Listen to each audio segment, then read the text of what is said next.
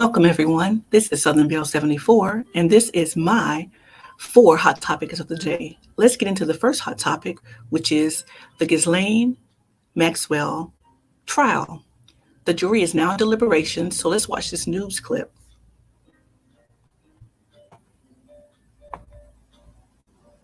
To another major trial now. Closing arguments also expected today in the case of Ghislaine Maxwell. That's the British socialite accused of recruiting and grooming girls for convicted sex offender Jeffrey Epstein. The defense rested its two-day case on Friday. NBC News Now correspondent Dasha Burns joins us with more on that. So, Dasha, we heard from several defense witnesses on Friday. Did they shine any new light on this case? Hey, Joe, as you mentioned, just 2 days of testimony from the defense. In fact, this entire trial has not quite lasted as long as folks were going to expect. We didn't think we would be at closing arguments this soon, but here we are. On Friday, the defense called two witnesses, basically intending to dispute the allegations made by the alleged accusers. Eva Anderson Dubin was a one-time girlfriend of Epstein and remained close friends with Epstein, and claimed that she had never seen any sort of misconduct on the part of Epstein. One of the allegations is that Maxwell helped facilitate group massages that were sexualized. In one case, one of the participants was a woman named Eva. She denied that was her, that she never took part in it.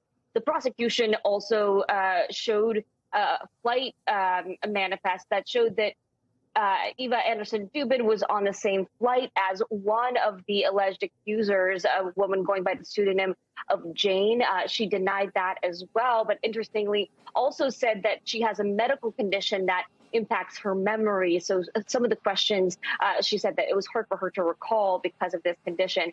Another witness, Michelle Healy, worked for Epstein for a time and again disputed that she ever saw anything that was tied to the sort of misconduct that is being alleged by the prosecution.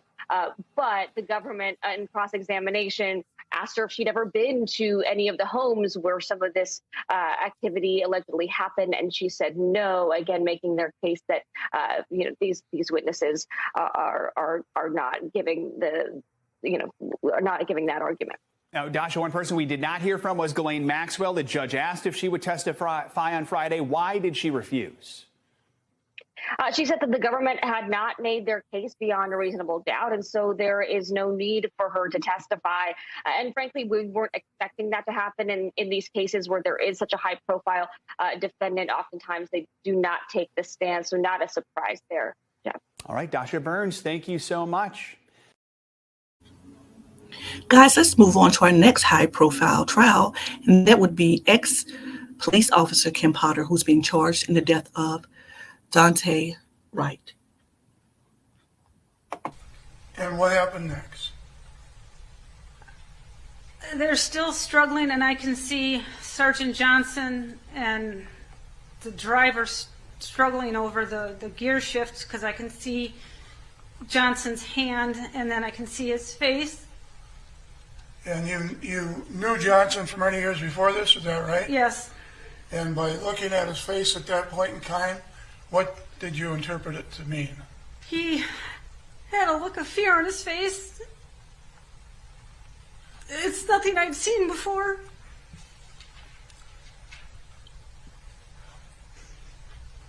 Did you say anything when you saw this? What did you do? We were struggling. We were trying to keep him from driving away. It just went chaotic.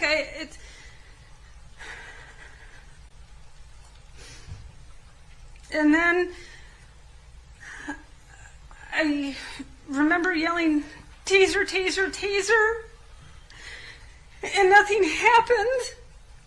And then he told me I shot him.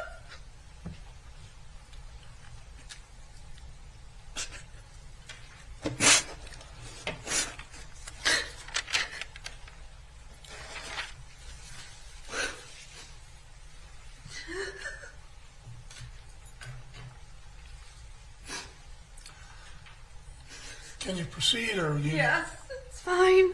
Okay. after the driver said you shot him, do you remember what you said, or do you? If you don't remember, did you look at the video and see what you said? Or do you actually remember what you said, I guess is my question, not with help from the video. I don't remember what I said.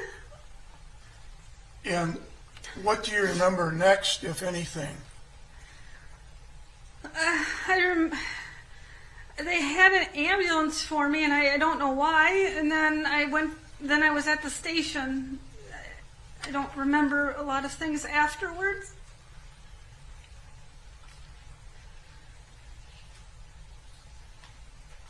Do you remember saying something about prison? No. If you did say that, do you have any idea now why you would say that? No. Was the climate back then about police officers a little rough? Objection, Your Honor. The objection is sustained. All right. You don't remember saying it, No. and you don't know why you said it. No. Do you remember the response that our Sergeant Johnson or Major Johnson gave you? No. And when next do you remember what happened, if anything, if you remember? I remember getting an ambulance, and then I was at the station. Let's move on to topic number 3. President Biden decides to extend student loan payments. Today, the president announced that his administration is extending the pause on student loan repayments for an additional 90 days through May 1st, 2022. This is an issue both President Biden and Vice President Harris care deeply about. While the jobs recovery is one of the strongest on record, with nearly 6 million jobs added under President Biden, the fewest Americans filing for unemployment in more than 50 years, and overall unemployment down from 6% to 4.2%, we know some student loan borrowers are still coping with the pandemic and need some time before resuming payments. So this pause gives the administration time to manage the ongoing pandemic and further strengthen our economic recovery. In the meantime, the Department of Education, and they also issued a statement that hopefully you will have seen, will continue working with borrowers to support a smooth transition back into repayment and advance economic stability. Hi, everyone. Okay, guys, the final topic is a feel-good story. On December 10th and 11th, Kentucky was hit by multiple tornadoes. Here are some of the young victims who are recovering. As a tornado approached Clara Lutz's home, the Kentucky grandmother ran to the bathroom, putting her 2 infant grandchildren, 15-month-old Caden and 3-month-old Dallas, in her bathtub, surrounded by blankets, a pillow, and a Bible, and holding on. I felt the rumbling. I felt the shaking of the house. Next thing I knew, the tub had lifted and it was out of my hands. I couldn't hold on. Oh my God. As the storm passed, her house and the bathtub gone. I was looking everywhere to see where the tub may be. I had no clue at all where these babies was. All I could say is, Lord, please bring my babies back to me safely. Please, I beg thee. Her prayers answered. Hopkins County Sheriff's deputies arrived to help. I got in the sheriff's car right down at the end of my driveway. They opened up the door and brought me Caden, my 15-month-old. It wasn't long after that they brought baby Dallas, my 3-month-old, brought him to me. They'd found the bathtub upside down in her front yard. Underneath that bathtub in the pouring rain, both grandchildren completely dry.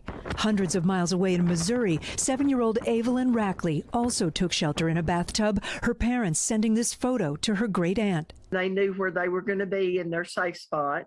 15 minutes later, a tornado ripped through their home, killing Ava's older sister, Aniston. She was a wonderful, wonderful little girl.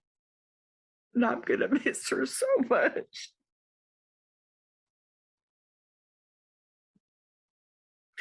I already do.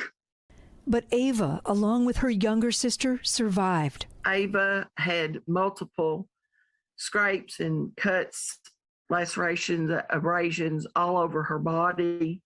On Sunday, less than a week after undergoing spinal surgery, this moment, Ava walking and smiling. Look at you go, look at you go, look at you go. Doctors expect her to wear a brace for a few months before making a full recovery. Thank you guys for tuning in. Let me know how you feel about these topics. Leave a comment in the comment section below. I can't talk today. Have a blessed holiday season, everyone. Take care.